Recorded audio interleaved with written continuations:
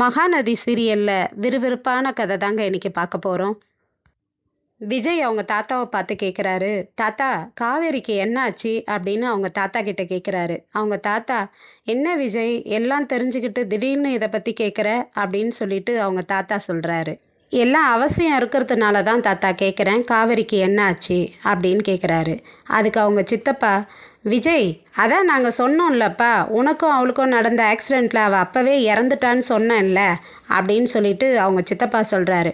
உடனே விஜய் அவங்க தாத்தாவையே பார்த்து, காவேரி இறந்துட்டாளா அப்படின்னு சொல்லி கேட்குறாரு. அவங்க தாத்தா அப்படியே கம்முன்னு பதட்டமாக தலை குனிஞ்சிக்கிட்டு இருக்கிறாரு. உடனே அவங்க சித்தி சொல்கிறாங்க, விஜய் என்னடா இது, அவள் தான் இறந்து 5 வருஷம் ஆச்சு இல்லை, இப்போ எதுக்குடா அதை பற்றி பேசுகிற அப்படின்னு சொல்லிட்டு அவங்க சித்தி சொல்கிறாங்க. உடனே தாத்தாவையே பார்த்து விஜய், தாத்தா உண்மையாக சொல்லுங்கள், காவேரி இறந்துட்டாளா, நீங்கள் சொல்லுங்கள் தாத்தா அப்படின்னு சொல்லி கேட்குறாரு. உடனே அவர் பதட்டமாக, ஆமாப்பா, காவேரிக்கும் உனக்கும் அடிபட்டதில் உன்னை விட காவேரிக்கு அதிகமாக அடிபட்டிருந்தது, அதனால் அவள் அதில் பிழைக்கலை, இறந்துட்டா அப்படின்ட்டு விஜய் முகத்தை பார்க்காமலே திரும்பிக்கிட்டே சொல்கிறாரு.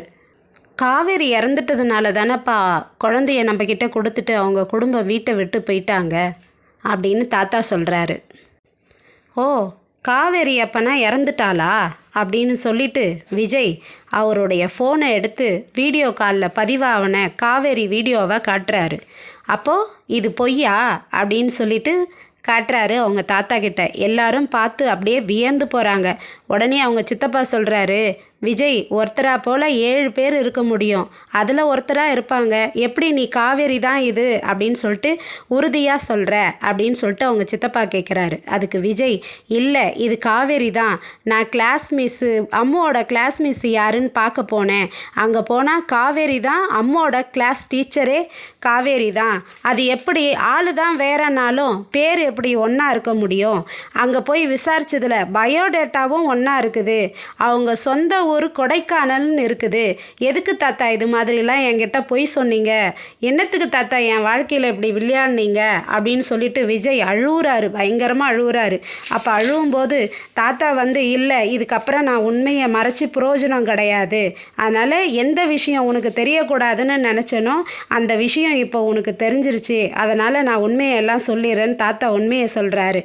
ஆக்சிடெண்ட்டு நடந்த அப்போ டாக்டருங்க இவங்க 2 பேருக்கும் ரொம்ப அடிபட்டிருக்குது, காவேரி சுயநினைவை இழந்துட்டாங்க, அதனால் ஞாபகம் அவங்களுக்கு இல்லை அப்படின்னு டாக்டர் சொல்லிடுறாரு. டாக்டர் சொன்னதும் அப்போ என்ன முடிவு எடுக்கிறாங்கன்னா, விஜயோட பாட்டி, விஜயை எப்படியாவது குணப்படுத்தணும், அதை தான் நம்ம முதல்ல பார்க்கணும் அப்படின்னு சொல்லிட்டு காவேரி அம்மா கிட்ட போயிட்டு, உங்கள் பொண்ணை நீங்கள் கூட்டிகிட்டு போயிடுங்க, உங்கள் பொண்ணுக்கு கல்யாணம் நடந்த விஷயத்தையே நீங்கள் சொல்லாதீங்க, குழந்தை பிறந்ததுன்ற விஷயத்தையும் சொல்லாதீங்க அப்படின்னு சொல்லிட்டு காவேரியை அவங்க அம்மா கிட்ட ஒப்படைச்சிடுறாங்க. ஒப்படைச்சிட்டு நீங்கள் கூட்டிகிட்டு போங்கன்ட்டு அவங்கள வெளியே அமுச்சு முடிவு பண்ணிடுறாங்க. இது விஜய்க்கும் தெரியக்கூடாது அப்படின்னு சொல்லிட்டு விஜய்க்கும் மறைச்சிடுறாங்க.